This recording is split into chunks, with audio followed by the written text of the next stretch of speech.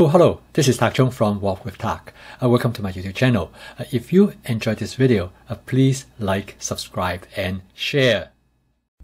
I think most people know that cooking for children is really challenging, particularly to get them to eat more vegetables. And my cousin Marge is really good at getting children to eat more vegetable, and she has a solution. As she said, the most important thing is to cut the vegetable into small pieces. I guess her theory is that children won't recognize them, and it actually works. This dish is to test Marge's theory, and also it addressed the question how small you should cut your ingredients for stir fry. In this video, I use my Cucina 14-inch stainless steel wok. I really like stainless steel cookware because it keeps them nice, clean, and shiny. I actually cooked this dish for several children coming to dinner at our house. This will allow me to test Marge's theory. Marge suggests that whatever is the main ingredients, in this case it's the chicken, you should leave them in relatively large piece. This will become the dominant factor in the dish, and the children will notice that first. And I also use more chicken than I normally would. Texture is always very important to children, so I coat the chicken with cornstarch. This will make the chicken with a slight crispy texture resembling the chicken tender. I use a technique known as shallow frying in the wok. The first vegetable that I'm going to add to this dish is some green beans. But for this dish, I cut the green bean into much smaller size than I normally would. In fact, I cut the green bean smaller than the chicken, so in some way I'm hiding the green bean behind the chicken. And the second vegetable I'm going to use is some red cabbage. Again, I cut the red cabbage smaller than I normally would. I let the vegetables to sit on the chicken so I can allow the chicken to fry a little bit longer. And now the chicken is probably about 60% done, so I switch to my wok spatula so I can stir fry all the ingredients together. One advantage in cutting the vegetables smaller, they definitely cook faster. Notice the browning of the chicken.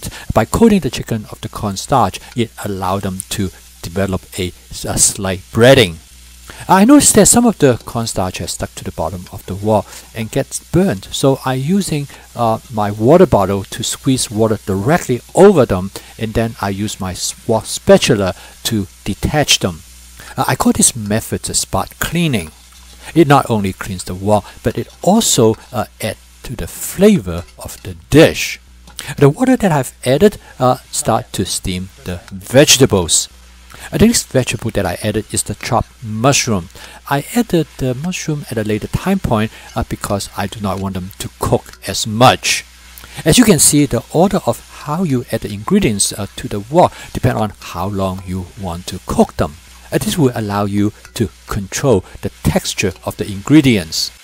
I'm going to season the dish with some oyster sauce in combination of some hoisin sauce to create a light teriyaki flavor.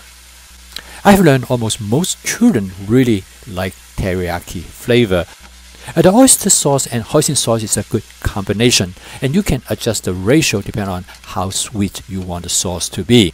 A sauce always got stick and burn to the bottom of the wok, so again I use my spot cleaning method.